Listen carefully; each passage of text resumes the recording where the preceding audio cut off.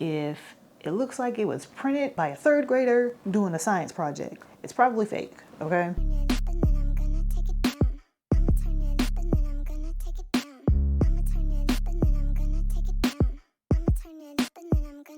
Hello and welcome to my collector's guide. Happy to have you. Happy first official video of this channel. For those of you who don't know, my name is Gabby. I do manga videos and K-pop videos over on ASDags, but I decided to split the two topics into two separate channels. But if you are into manga, I will leave a link in the description and you can go check out that channel as well. This collector's guide is basically just what it sounds like, a collector's guide.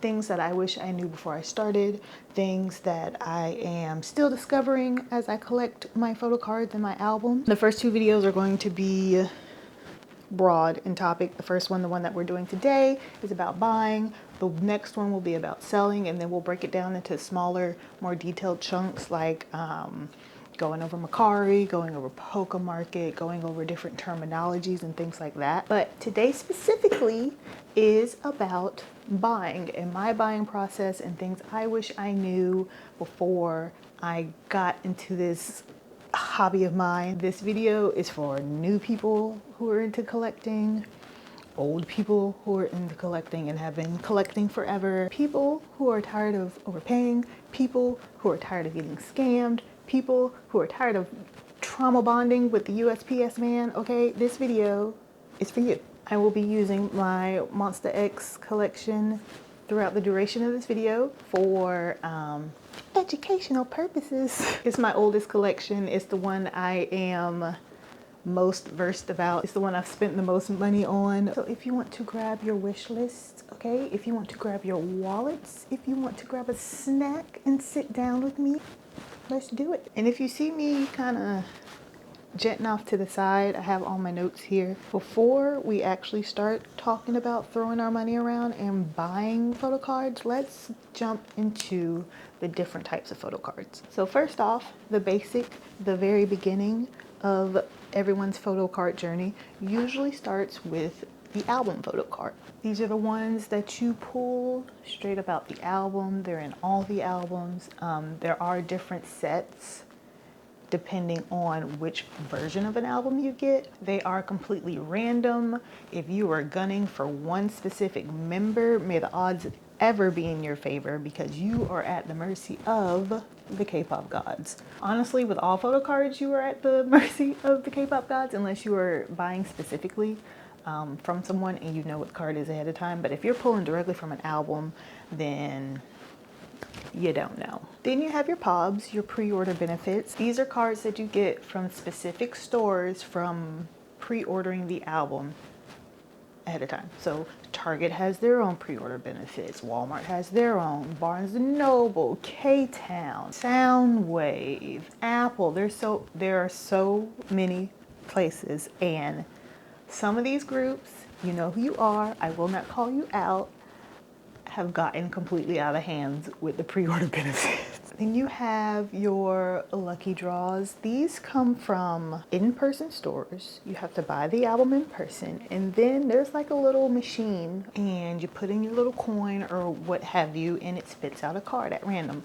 For us people in the United States, I don't know the actual term for it, but you remember, and I don't even know if they're still around. This is my childhood, I'm showing my age, whatever. The little machines that would be in like Walmart or Toys R Us or whatever, that had, you put the quarter in and you turn in and a little ball comes out and it's got a little toy in it, and you don't get to pick the toy, you get whatever pops out.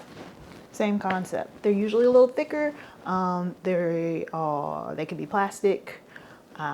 Definitely more expensive because you're only able to get them from these machines. If you want to OT whatever set, you're probably about to spend some money. A notch up from that financially are the fan sign cards. They are very rare. They are very pricey. People buy tons of albums entering fan signs to talk to their idol. Again, this is me speaking from a US perspective. There's also in-person fan sign events, like little mini, I don't want to call them K-pop conventions, but like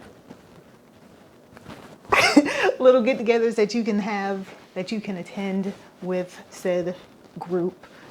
Still very small group, very small, intimate setting, and get not only interaction, but your stuff signed. Then you have your Japanese albums, obviously Japanese releases, Japanese PCs, your pop-up event PCs, your collab PCs when they do collaborations with different companies, or like random limited PCs, whether you get them at a concert or an event, what have you.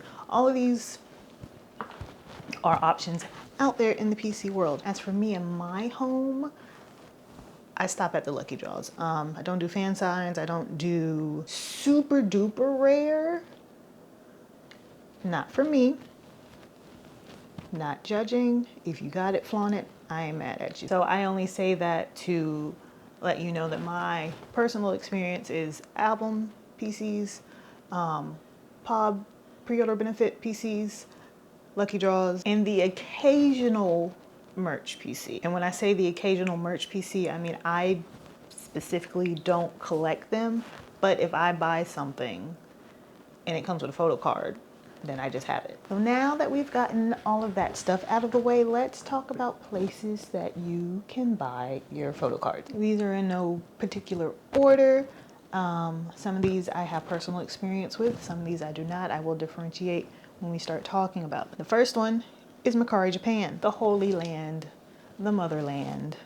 My personal favorite. You are going to find the best prices here, and this is all my opinion, by the way, okay? The biggest market, the best prices, the worst temptations known to man. If you're willing to put in the work, you can get, even if you're not willing to put in the work, you can get some good deals, but if you are willing to put in some extra work, you can find some fantastic deals. A good portion of my Monster X collection came from Mercari Japan. It, in my opinion, is the fastest and cheapest is subjective, right? Because shipping is going to be an issue depending on how much you buy and what you do. Personally, in my opinion, if I'm using Mercari Japan, I'm putting down some dollars to justify the shipping price. If you are using Mercari Japan, there's two things you can do. Now, you can actually get to Mercari Japan through the regular US Mercari site. Personally, for me, I would not recommend it because you are going to be paying international shipping prices. So if you see that one PC that you want, I mean, babes, if you want to spend $25 on one little piece of cardboard, who am I to judge you? I just know that I'm not doing it. But if you use a proxy, whether it be a person, whether it be Bai, whether it be Neokyo, which is my personal favorite, I would recommend using a proxy, spending until your little heart is content. Well, maybe don't do that. Consolidating your packages and then shipping it on over. And I'll do a separate video on Neokyo at some point to show you what I mean, because I actually have something sitting over there right now, but I'm not ready to ship it yet because I can't justify the price of shipping one thing. And the beautiful thing about Neokyo is you have, not that this is a sponsored video, obviously, you have 45 days. They will hold your stuff for 45 days before they start charging you for storage. And that's another thing you have to be careful with proxies is hidden fees and stuff like that. And then you need to figure out what level of risk you are willing to take with shipping. Now, I will say I have not used a proxy service since this new tariff thing has been put in place, but we're gonna figure this out together. I will say that Pokemarket, which we're going to talk about next, I did get hit with a $6 fee from FedEx that they apparently paid for me without me knowing. And then they came back to me 2 months later and was like, hey, you owe us $6. So if you could like give that to me, that'd be fantastic. And in the grand scheme of things, $6 is not. But Since we're talking about Pokemarket, let's talk about Pokemarket. Pokemarket is a photo card marketplace. They have come so far. In the beginning, they were tagging you for every little thing. You want to talk about fees, left and right. So this new and improved Pokemarket, again, something else I will make a video, a more in-depth video on later. It's a place that you go and you can search by group. They don't have every group under the sun, but they have most of the major groups. You can search by group, you can search by member, era, album, type of photo card. It's beautiful. The interface is super simple. Shipping is pricey. Again, you're coming from overseas. They hold your stuff at the time of this filming indefinitely, and they don't charge you for it. I believe you can ship 40 cards at a time to your house. Every now and then they do promos where you can do more. Like right now they're doing a Black Friday promo where you can ship 100 at one time. So that's nice. And I like that they don't charge you for storage. So if you see something on there when they're doing a sale or something, you can nab it and let it sit in your little vault. They verify that your cards are authentic, which is very nice. That used to be a fee they charge you. They don't do that anymore. So that's good for them. I appreciate that. Checkout is super simple. It used to be that you had to charge your account first. Like they had their own little wallet and you had to put money into it. Now you can buy outright. Beautiful. Love that for us. There's usually a good amount of stock. I think it is a great starter place for people who are new to shipping their stuff to them internationally. I will say you're going to pay for the convenience of Pokemarket. The cards are more expensive. It really depends on the group. My NCT cards, dirt cheap. Dirt cheap. I don't mind paying for the convenience of Pokemarket when it comes to NCT. Monster X, ATs, not happening. You're gonna pay the member pricing, absolutely a thing. Stuff that should not be as expensive as you would think is expensive on that site.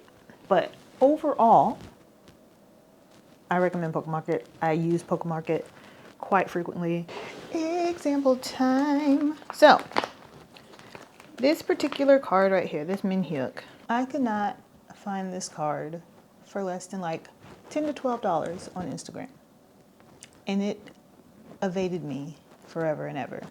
Gonna hop on Pokemarket one day, just to look it up and see. $3.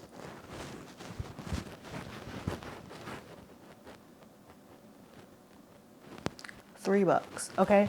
So it goes both ways. There's a lot of things on there that are super overpriced, and there are a lot of things on there that, if you're lucky, you can snag you a little deal. So let's talk local stuff. First up, you have Instagram. Instagram has gone through some changes. You are definitely going to put in some work to find what you need on Instagram. It used to be so simple. Oh my God, it used to be so simple. But Instagram changed the way that you can search for things on the site. So now you are at the mercy of either doom scrolling or tag accounts, which I highly recommend using tag accounts to find whatever it is you're looking for. So for example, you would type in your group of choice and tag or tagged behind it or in front of it, any combination, and all the things will pop up.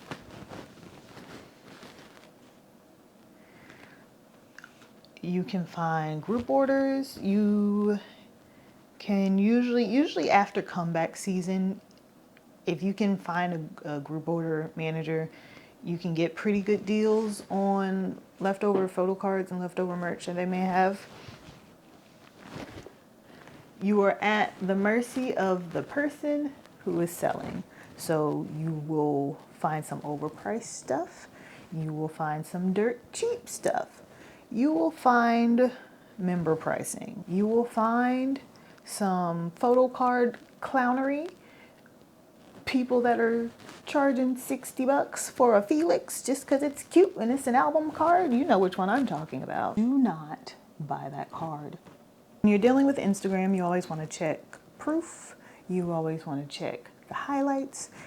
I personally like to check the vibe of the person because if it doesn't feel right, boo-boo, it's probably not right. You also have Twitter. You also have Discord servers. You also have Reddit. These are great sources as well. I am in a adult K-pop channel on Discord.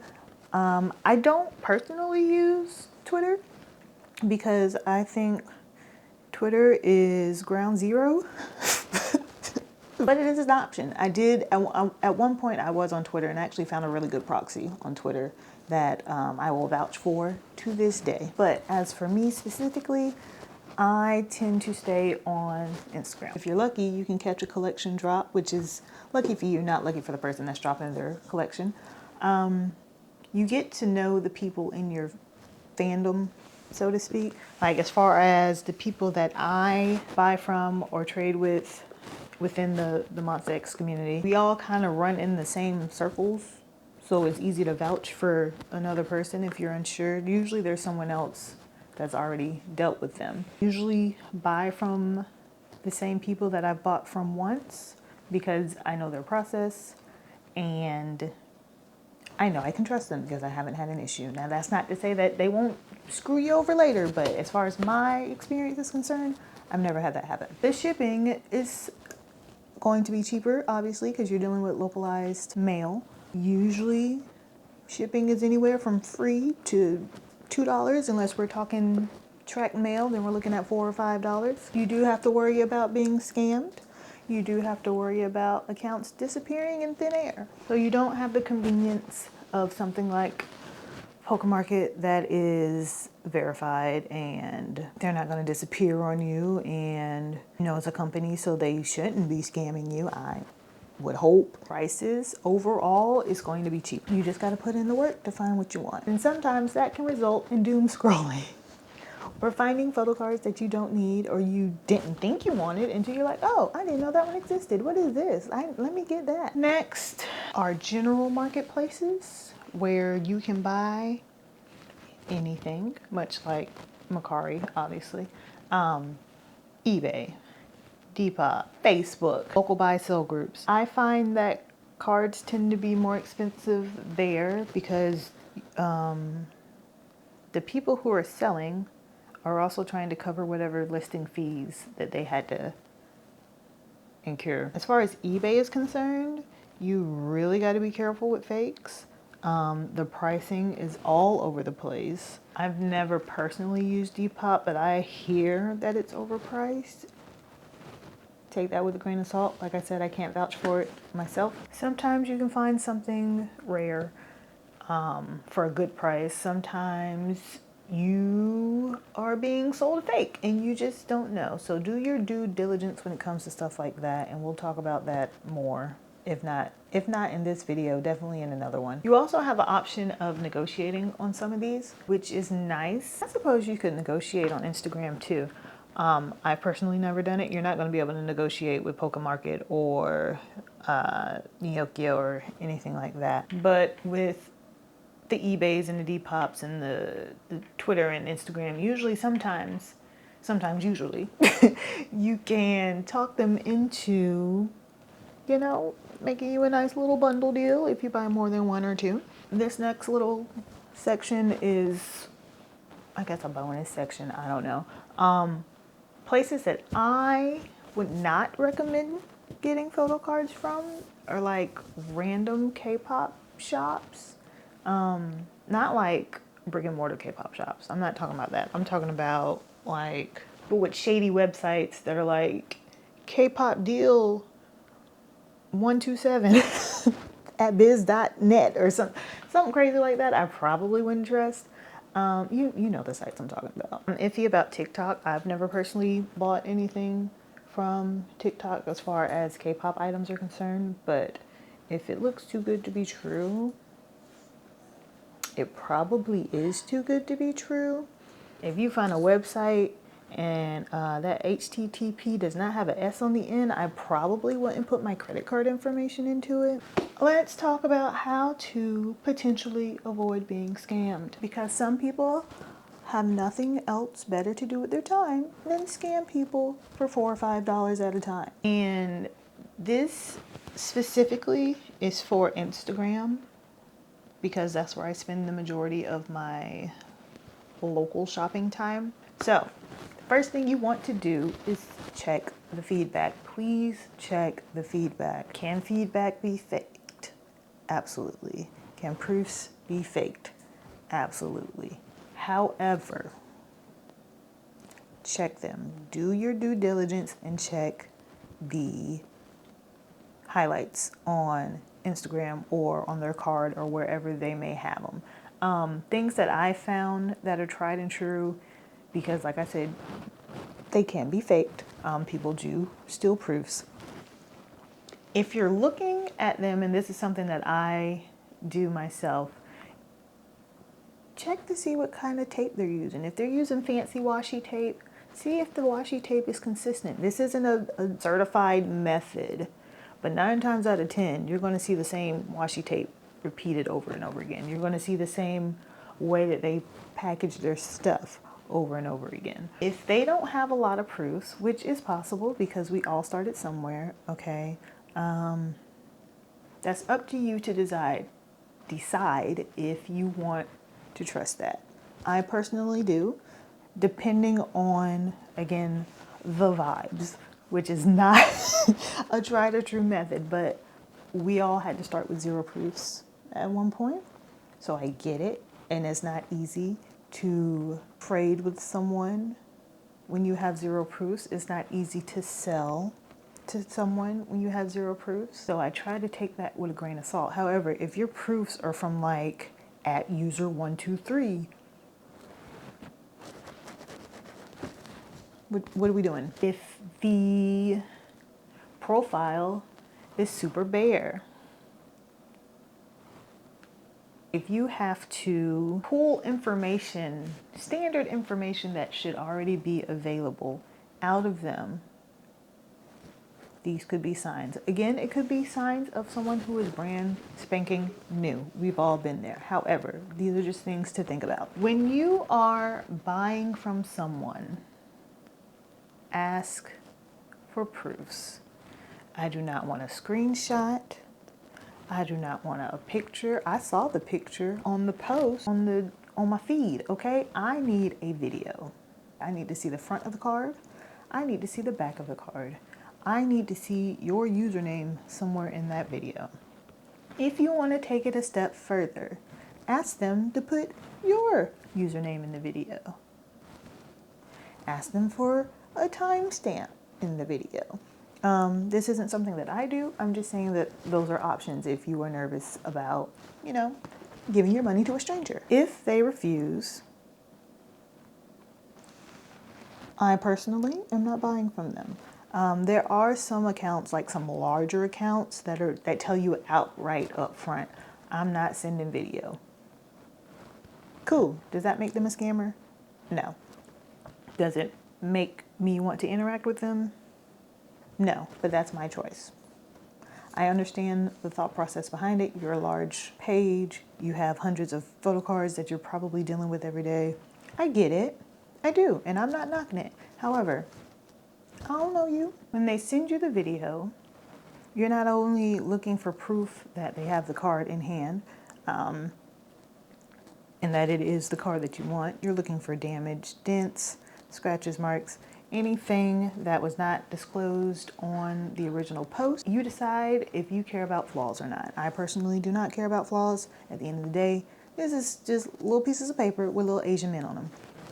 But some people don't play that. If the coloring looks off, the edges look weird, if it looks like it was printed by a 3rd grader doing a science project, it's probably fake, okay? If the price is too good to be true, it's probably a fake. Because what do you mean you have a rare fan sign card and you only want $5 for it. I'm not saying that there's not generosity in the photocard community.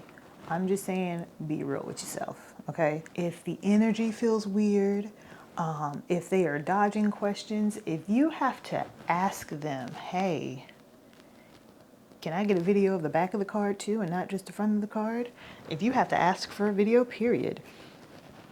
If you hit them up and say, hey, is this card available? And their instant message is, yes, here's where you send your money. Babe, we just skipped like 7 steps. We're not, red flag. If the process feels rushed and they insist on rushing it, it's probably not a good sign, okay? At the end of the day, it is your money, it is your transaction. You decide where it goes and how much you personally are willing to put up with. The one time I did get scammed, it was because I fell into the rushing process because it was a card that I wanted. I have been hunting for it forever. Mind you, to this day, I still do not have this card. But it was because I was so excited to have finally found this card for a decent price. Again, why is it so cheap? When I tell you, I was not heeding any of the red flags that were flying in my face, any of them. And that's on me. That is on me. Trust your gut. If something feels off, if the card looks off, if they seem like that they have an attitude, there will always be another listing. Will it be tomorrow? Maybe not. Will it be 5 years from now? Who knows? Who knows if you even care 5 years from now? Usually accounts will have pinned somewhere, whether it be in the highlights, whether they do a card or a notion or what have you. It will show you their expectations from their buyer, their shipping prices, where they ship to, how they package their stuff, if it's coming from a smoke-free home, a pet-free home. Any of that stuff is usually listed up front. If it is not, I'm not saying it's a scam. I'm just saying maybe look into that. Pricing. Let's not forget basic math. Let's not make our wallets cry. Again, pieces of cardboard with people we don't know on them. Unless you are giving me a card from an older era or it is out of print, an album PC should not be more than like $6. And that's being generous in my opinion. There is member pricing out there. I get it. It's the reason why Songhwa is $15 and Jongho is $2. I get that. I don't agree with it. It is not something that I personally practice, but it is a thing. So you decide if you want to pay that price for an album PC. A lot of the times, you can just go buy the album. Pre-order benefits.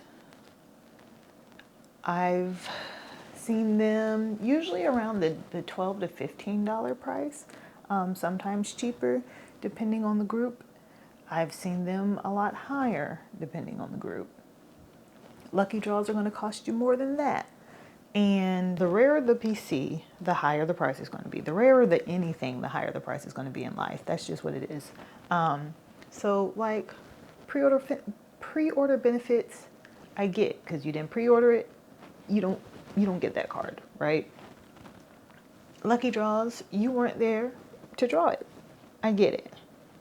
Album PCs, don't play in my face. Please don't play in my face. And please do not let these people play in your faces. Again, just because you found it doesn't mean it's the only one in existence. There will be another listing. There will be another time that you can find this PC. And please, for the love of God, cross-reference your prices. So I guess you need to ask yourself before buying, are you being charged a member tax? Okay, member pricing. Is the comeback or the era that the card is in actually that difficult to find? Or are you just not taking the time to find it? Or are you not being patient to find it? can you find it cheaper on Poker Market, Macari, Twitter? Because chances are it's going to be cheaper somewhere else.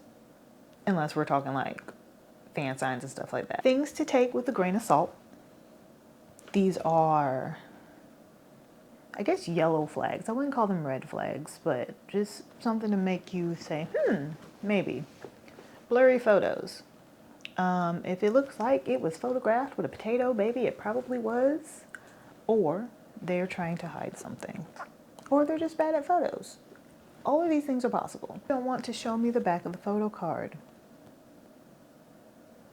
I'm gonna look at you crazy. Now, I'm not saying post on the original post, because there are posts that don't show the back of the photo cards, which I get. I mean, posting a bunch of photo cards is a process. And again, if they don't want to send you a proof video, you decide how much you are willing to risk. When it comes to high-priced PCs, I, for one, am not playing with you. Stock images. Why are you showing me a stock image? Where's the PC? Now, if the listing specifically says PC is not in hand, cool. I get it. That's different. But if we're talking a random PC and you've pulled a Google image on your listing, why? I just want to know why. Tell me. Super duper low prices. Not a huge flag, just a little yellow one. When I sold my BTS Proof Collector's Edition photo cards, I think I listed them for $5, maybe $4. It was something like that. And the amount of people that were like, they were either like, babes, raise your prices, or babes, why you out here scamming? And I get it. The collector's edition of Proof was not cheap. So I understand why people thought I was scamming, or why people told me to raise my prices. But as far as my collection and all that is concerned, I will always have the mentality of pieces of cardboard with people's faces on it. I don't care. I don't collect BTS photo cards. They were just sitting in the box. And I was like, you know what? These will make somebody happy. I don't care about them, so why am I keeping them? And I put them up for sale. So super low prices don't necessarily mean bad. Okay, you have people that are doing collection drops that just don't care. There are people who collect the album and not the photo cards. For me, I collect BTS albums.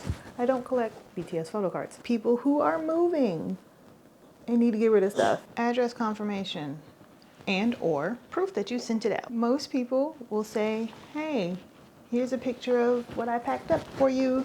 Can we make sure that I wrote the address right? Or you can ask for that. I've never personally had to ask. It's always happened.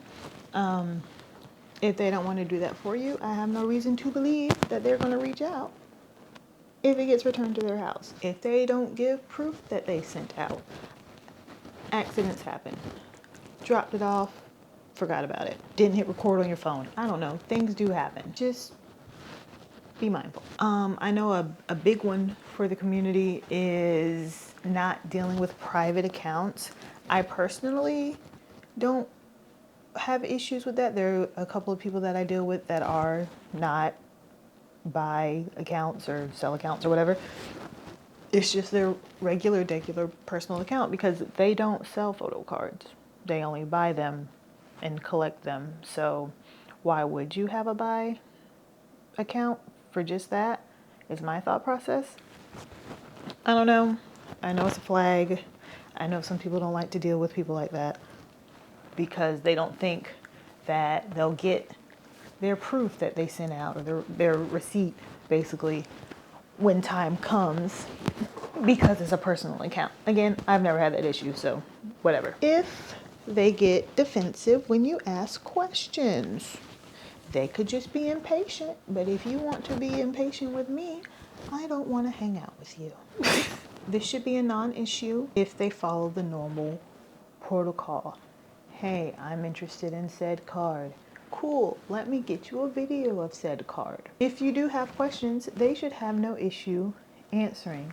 There was a account one time that was doing a collection drop, and they were getting rid of all of their ATEEZ albums. And one of them was signed. Obviously a fake OTA. And I'm like, hey. And they didn't have a set price. They were just like, you need to get rid of all this stuff, pay what you want. Again, that's not really something that I partake in. Accounts that are like, pay what you want, name your price, stuff like that. Hit me up in the DMs.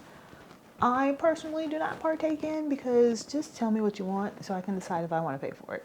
Anyway, so I'm like, hey, where'd you get this from? Or do you have the receipt for it or anything like that? And oh no, bestie, I, bought it from a private seller in Korea. It's super rare, yada, yada, blah, blah, blah.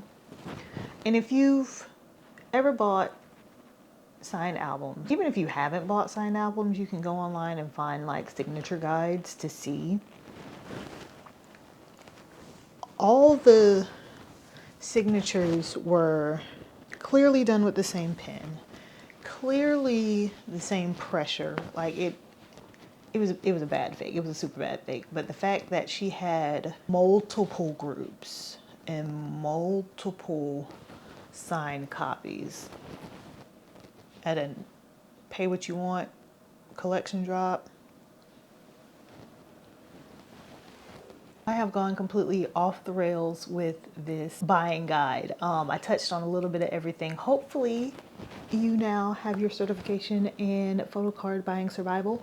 If you don't, my bad. But hopefully you can go forth and buy until your little heart is content without, spending all of your rent money on one photocard that was a random album pull. In the next video, I will try to be more organized. I didn't mean to go off on all these little tangents, but hopefully I covered everything. If there's anything that I did not cover in terms of buying or any other helpful tips and tricks you may have for the community, please leave them in the comments down below.